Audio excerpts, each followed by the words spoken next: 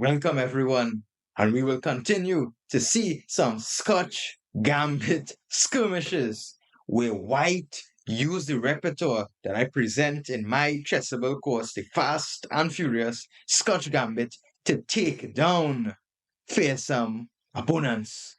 In this game, we're going to see a game between two highly rated players played in the Canty Manins Governor Cup in 2019. White player was rated 2,495, and a black player had a FIDE ELO of 2,309.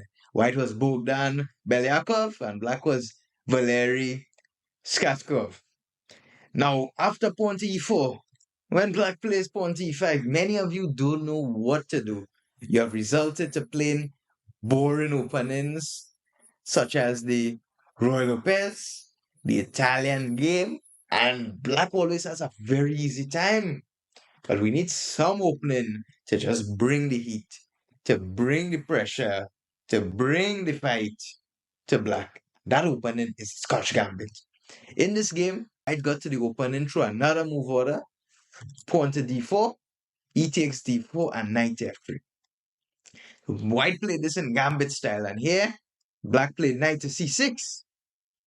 And now White decided to play bishop to c4. And here we have a direct transposition to the Scotch Gambit.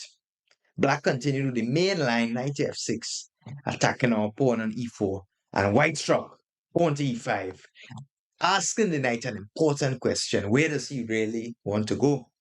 And black, knowing his theory, all booked up, thinking everything is going well, plays the move pawn to d5 with the idea that if the knight is captured on f6, then black captures on c4, and then he has his c4 and d4 pawn, and he's not too worried about his pawn on g7 that is well defended by the bishop on f8.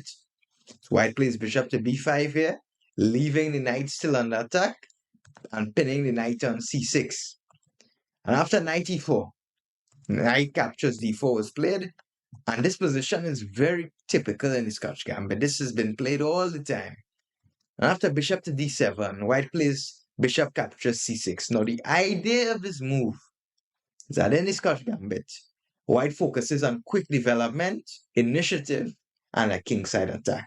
So he doesn't mind to give up his bishop and then castle. And by doing so, black has these famous Scotch Gambit double pawns, and White has the strong pawn on e5, which is used as usually a battering ram against the black king. So the whole fight in the Scotch Gambit revolves around how quick is White to get his attack on the king side. Can he stop black from advancing his double pawns? Who is faster? So that's where the main questions revolve around. After bishop e7, White played pawn to f3. Bishop to e7 is one of the main moves, other than bishop to c5, and this is covered in my course. Pawn to f3, kicking the knight. Now the knight has to move. Black played knight to c5, and White plays pawn to f4. So the whole point of kicking the knight was, first of all, the knight on e4 was a very annoying. It's in prime position in our territory, in the center. We don't want any intruders in our position. So that knight has to go back home.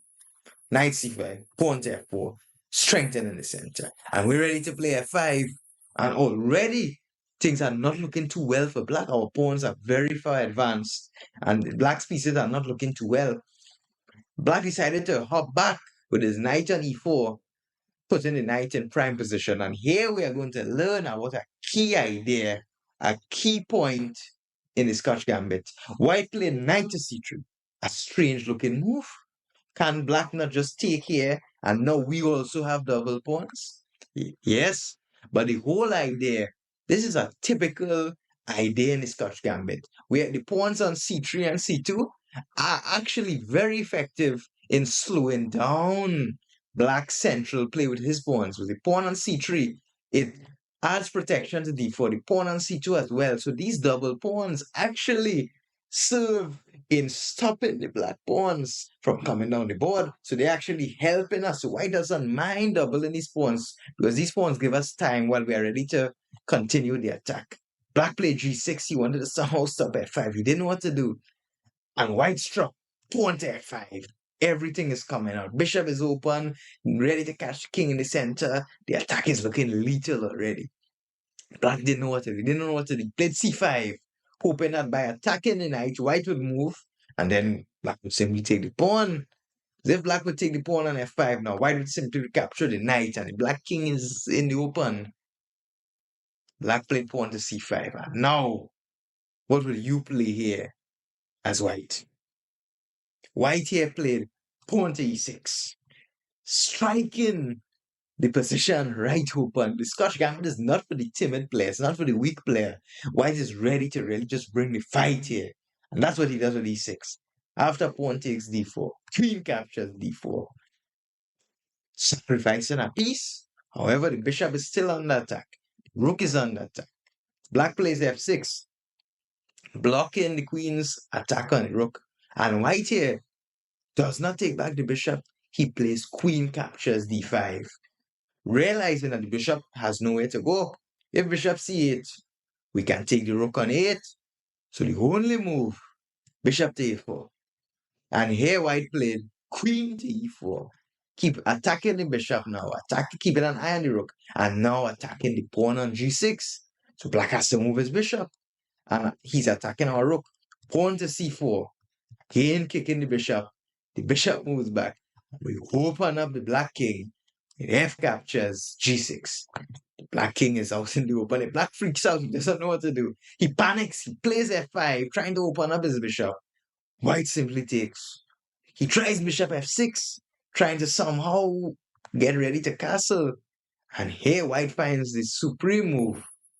Rook captures f6. And after the queen recaptured, queen captures a8 check. King to e7. The final blow. Bishop a3 check. And black resigned. Because after king captures e6, rook to e1 check is coming, and the black king is going to get caught. In fact, not rook to e1 check, but after king captures e6, there's queen to d5 mate on the spot. There's no need for that.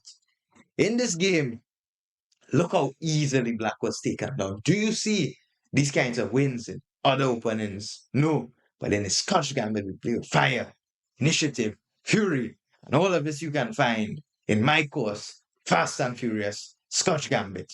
Ladies and gentlemen, stay tuned, subscribe, and like to see more videos demonstrating fascinating opening ideas, tactics like you've never seen before, entertaining commentary by international master Alan Safa Ramuta. Hello chess fans, checking in on you guys here. Hope you're enjoying everything. I wanted to get some specific feedback from you guys. So what do you think about the captions? Do they help you all with the learning process, or do they distract you? Please let me know in the comments what you guys prefer, what you'd like to see with all the editing and so on, and let me know about any future video ideas that you guys may have. Stay tuned for more.